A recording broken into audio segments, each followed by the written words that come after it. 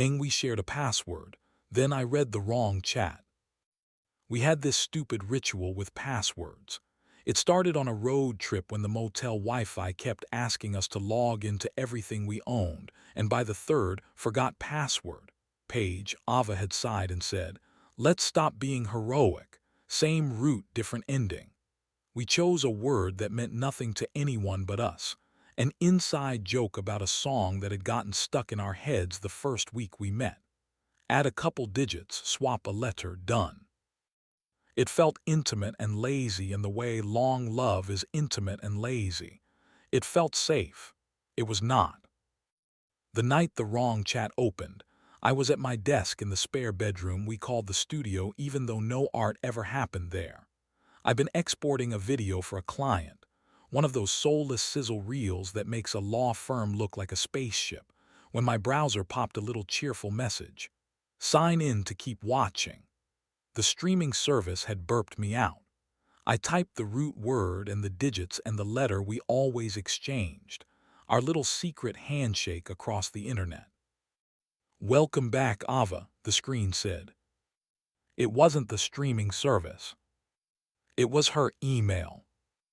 I know what you're thinking. I know. I didn't do it on purpose. But there it was, a list of subject lines marching down like a parade of errands. Dental reminder, mom's forwarded article about vitamin D, spam from a brand that sells socks with quippy sayings. And in between them, like a joker card pretending to be a spade, room 11, same as last time. I could have closed the tab. I should have, the way you should stop at yellow lights and never look at the end of a toothpaste tube to see if there's another day in it. Instead, I clicked. The message opened like a bruise being pressed. The sender was a name I recognized too well. Cole. Not just Cole, my editor on the doc series, the man whose laugh was always a half-second ahead of everyone else's. The man Ava had called relentlessly competent in a way that had sounded like a compliment and a diagnosis. There's a heat that comes before anger, a heat that's almost cold, like metal left in the sun. It ran up my neck, which is a thing I used to roll my eyes at in books, and here I was becoming a cliché in real time. The message was short. "Check in at 3. I'll bring the thing you like," a winking emoji. I stared at the period after the 3, a tidy dot that felt obscene. Beneath it, the thread unfurled, weeks' worth of choreography delivered in low tone. Schedules lined up like train timetables. "Can you get away? I'm at the back entrance. Don't forget the scarf, you looked like trouble in it." People always picture the discovery as a thunderclap. Mine was a drip. The browser tab, the wrong account, the plain words that didn't even try to be poetry. And then, like a punchline, the calendar invite automatically generated by the hotel's booking system. Room 11 at the Glassworks. The same boutique place where we'd celebrated our 2-year anniversary because the lobby had a fireplace and a bartender who made drinks named after weather. I had a photo of Ava in that lobby, a spilled candle look in her eyes, a sweater slipping off her shoulder as if the room had untied it. If I were a better person in that moment, I would have shut it down and waited for light and reason. But it was 11:08 p.m., and the kind of reason that survives midnight is not the kind that keeps a couple together. I scrolled. I wish I could tell you there was some profound message that made sense of it. There was. Just logistics and appetite and the casual awe of people who should know better and do not. I texted her, "You still at Maya?" "Yeah, she's crying about the ex again. Home soon. Love you," she wrote. I looked at the address in the booking confirmation. It wasn't Maya Street.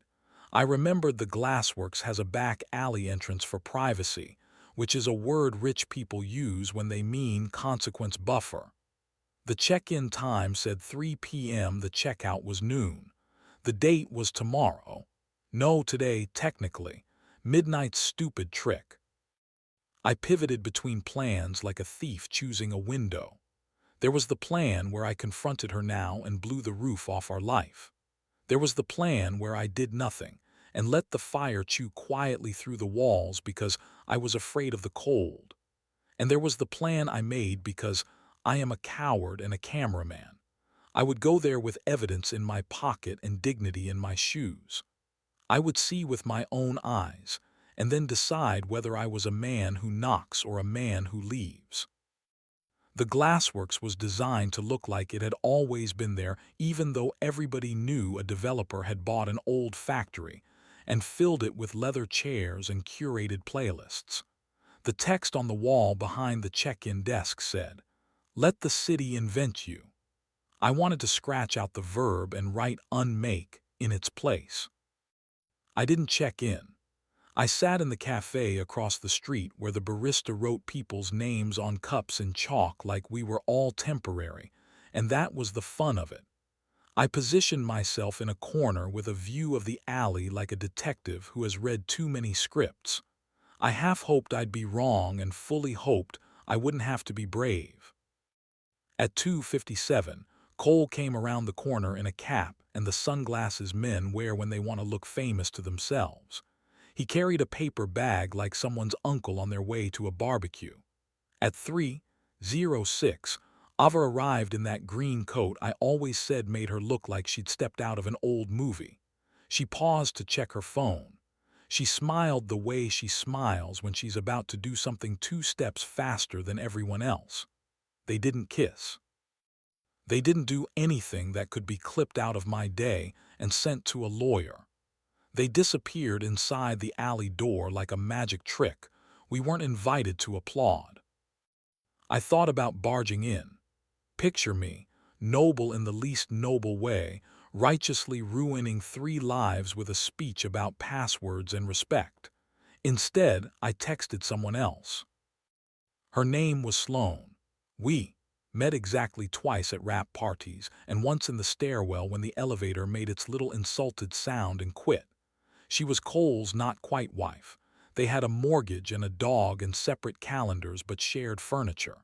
She had a face I remembered because it looked like she knew the cost of a thing and would pay it anyway. The second time we'd met, she had leaned in and said, "Lo, you seem like a person who says the quiet part out loud." It had felt like a warning and a compliment. I found her message from months ago. "Send me the link to the score you mentioned, THX, and typed, "I'm across from the glassworks, so is he." It was unfair. It was absolutely fair. 10 minutes later, she slid into the cafe like a rumor.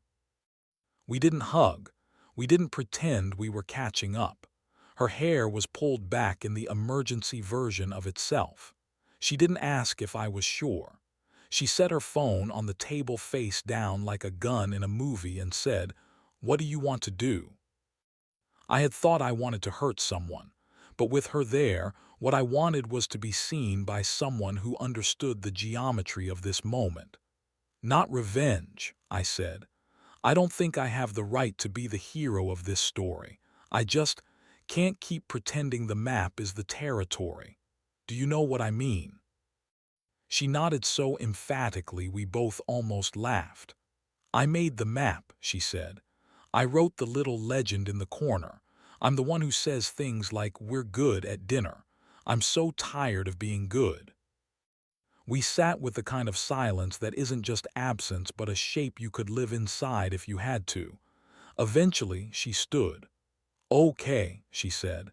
"We can knock, or we can do something harder." "What's harder?" I asked, an idiot willingly buying a ticket. "Leave them their privacy," she said. "Take ours back." We didn't go across the street. We went around the block and up the stairs of a building that still had the original handrail because no one with money had thought to replace it yet. On the roof, the city did its unbothered shine.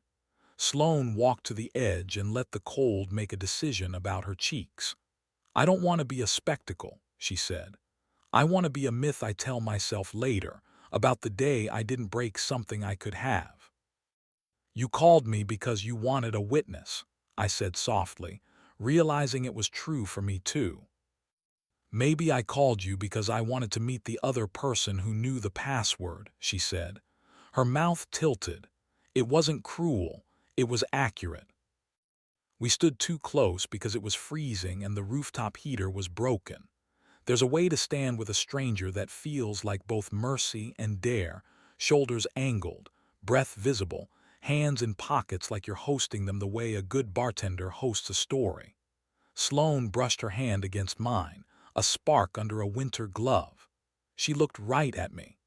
"I don't want to use you to erase him," she said, "but I do want to remember I have a body that doesn't belong to your editor." "Same," I said. "I want to be the man I am with the lights on."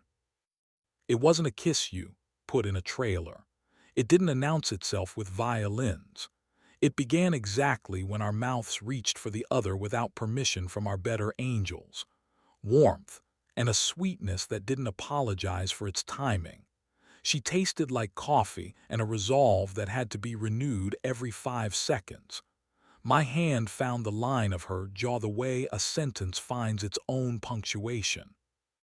There was a hunger in it, sure, but also a slowing down, like we wanted to notarize the moment without making it perform. We broke apart at the same time, laughing a little, surprised by our own restraint. She touched my chest through my coat, uncurious about what it would do to us later. "If we go any further than this," she said, "we write the same lie with new hands." "I don't want a copy," I said. "I want a draft we can edit." We left the roof without looking back at the hotel. On the sidewalk, Sloane looped her arm through mine and asked if I wanted late lunch at a place that pretends sandwiches are philosophy. We ordered badly because we were not hungry for food. We talked in that quick, bright way of people who are prolonging the second before the crash. She told me her grandmother used to say, "Make decisions in the morning and love at night." And we rolled that around like a coin we weren't planning to spend. When we finally split, she pressed her number into my phone under the name Sloane earned.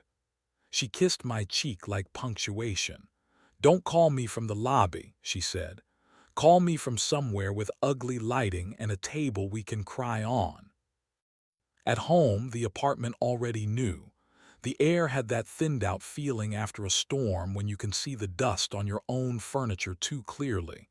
Ava was on the couch, out of her green coat, hair unsettled in a way I recognized. She didn't stand. I didn't sit. The scene had the formality of a dance we hadn't attended in years. "I saw the email," I said. "I saw you go in." She closed her eyes and nodded. It wasn't defiance. It was surrender to a math she had run twice already. "I'm sorry," she said. The words came out like a person carrying a heavy box down the last 3 steps. It started as a joke. It became, I don't know what it became. I think I wanted to be a person who has secrets and is still good. That's not a person, that's a story. "I know," I said, because I had been writing that story in my own head about different things. "I don't want to burn you down, Ava. I want to stop living in a house that requires us to whisper." We did the inventory couples do at the end of things, accounts and plants and the dog we didn't have but had talked about like prayer. When it came to the ring, we hadn't made it to rings. Mine sat in a drawer like a rehearsed line. We were honest enough to say that a pause might be kinder than a proposal. We decided not to decide that night. She slept in the bedroom. I slept on the couch. Around 3, I woke to the sound of her making tea in the dark and didn't get up to help because I didn't know which version of me she needed. In the morning, my phone had a message from Sloane. "There's a bench near the canal where the pigeons all behave like divorced men. Want to join me at 10? I went. We sat in our coats and watched the birds argue with physics. We didn't touch. We did that other thing that minds do when they're trying to reassemble themselves next to someone who saw them unbuilt. We told the truth until it got quiet. It has been weeks. There are patterns now. Ava and I are kind in the way firefighters are kind, precise, respectful, aware that heat leaves behind small, dangerous embers. We orbit without pretending it's the same planet. Cole and I don't work together anymore because even though nobody said anything out loud, the set got smaller when we were in it. Sloane and I see each other in day places. A museum. A grocery store that plays embarrassing music like it's daring you to dance. We kiss the kind that lives in daylight. Slow, careful, not freighted with the need to prove something to anyone. And yes, nights. There are nights. At her place, the lamplight is unruly and honest. She keeps her room cool because she likes to make warmth by effort. We move the way you move when you're building something in a small space. Thoughtful, a little clumsy, laughing at the almosts and the oops. My hands know her shoulders now.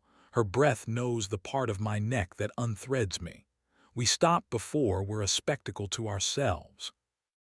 We keep it just on the breath side of explicit because what we want most is to wake and still be able to look each other in the eye. Clothes half open, skin alive under fabric, a choreography that asks before it takes.